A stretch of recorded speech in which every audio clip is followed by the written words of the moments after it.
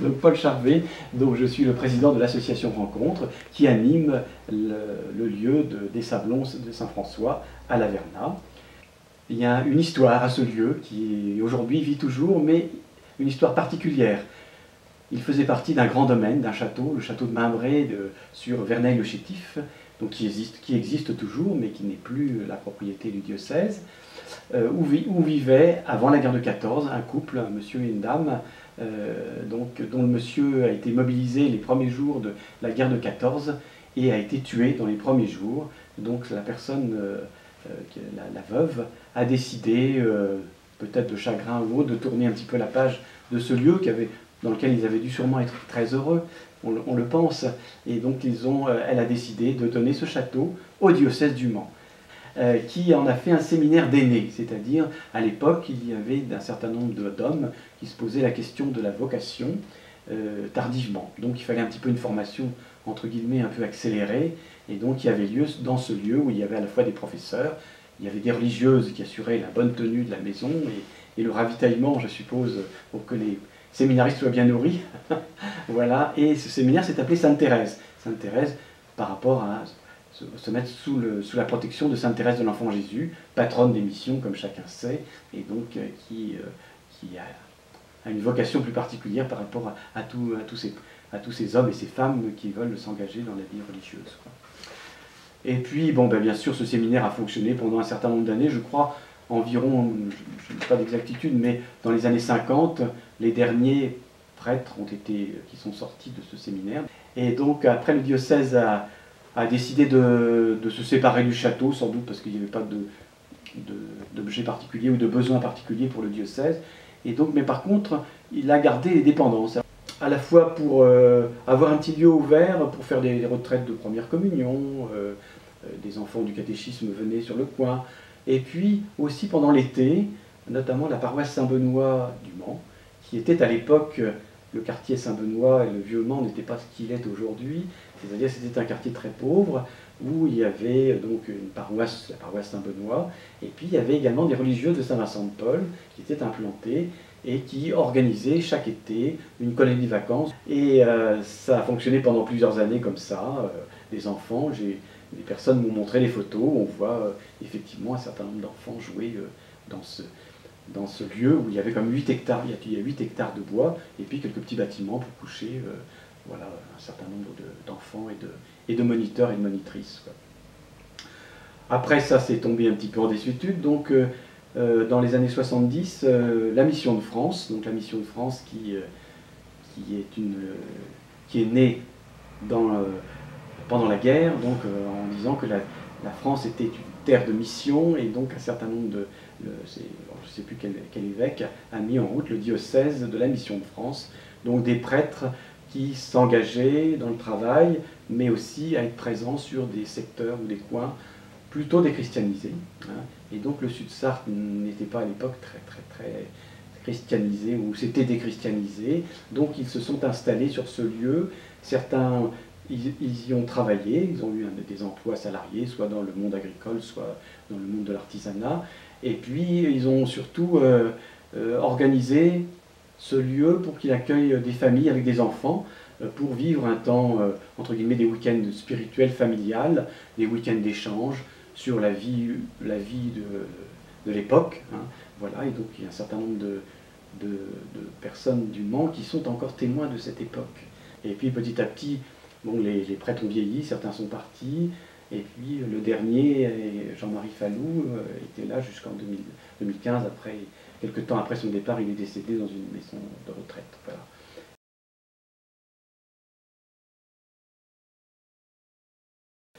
Alors après, effectivement, on était un certain nombre de laïcs à se poser la question, qu'est-ce que va devenir ce lieu? Et en fait, parce que ce lieu, on y est attaché les uns les autres, à la fois certains pour des raisons historiques, parce qu'ils y viennent depuis qu'ils sont très jeunes. Moi, c'est pas le cas, mais moi j'ai toujours trouvé que ce lieu était un lieu, d'abord, au milieu de la nature, extraordinaire. Il n'est même pas dans le village, il est un peu excentré, et donc il est au milieu de la forêt de Versay, qui est, comme chacun sait, une forêt d'exception, comme elle a été classée, et que je me dis que c'était un lieu propice à la fois à la recherche spirituelle, mais aussi à l'engagement, au repos, au repos, et puis aussi au temps de détente avec des familles, avec des enfants, et que ce lieu soit ouvert un peu à tout le monde. Donc c'est un des axes de notre activité, c'est-à-dire de se dire, eh ben faisons profiter à tous de ce lieu, qui n'est pas très loin du Mans, qui est aussi en proximité d'Angers et de Tours, donc voilà, pas seulement des gens de la Sarthe, mais aussi des gens d'ailleurs, et qui puissent venir passer un petit temps au vert et pouvoir repartir les batteries un peu rechargées, voilà, rempli de ce lieu, quoi. Donc aujourd'hui, l'association, elle est chargée de l'animation, de la gestion de ce lieu, et s'est fixé 3 axes d'action. Donc continuer d'être un lieu d'église catholique, dans la continuité de la mission de France qui a animé ce lieu pendant plus de 40 ans, au service des paroisses et des mouvements comme les scouts, les groupes de jeunes. C'est aussi un lieu de recherche spirituelle et ouvert à l'œcuménisme et à tout ce qui est interreligieux.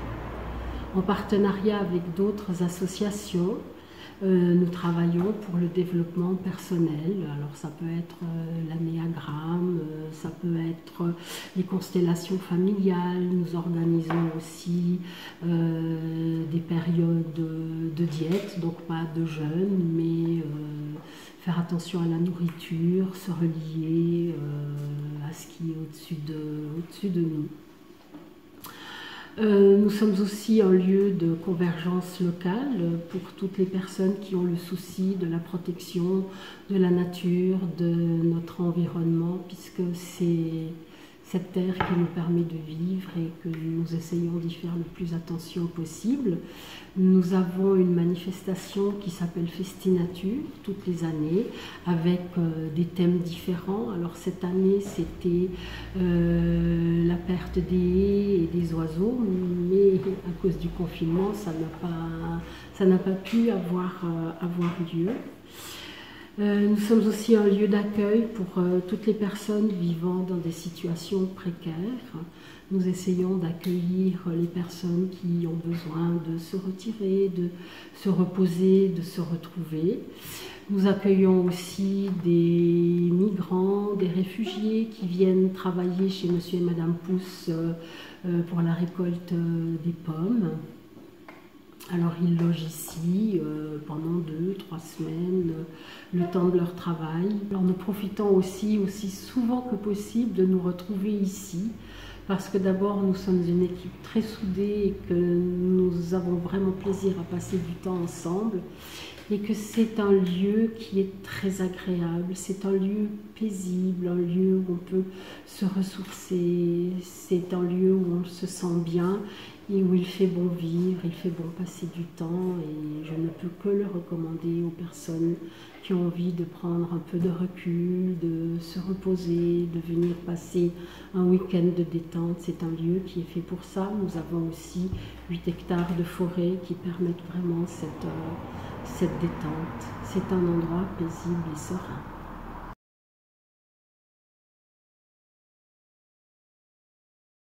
Donc on peut nous retrouver bien entendu en nous écrivant par mail à sablon.laverna@orange.fr, ou on peut appeler au 07 86 42 08 12, ou on peut également écrire à les Sablons de Saint-François, 72 500 Laverna.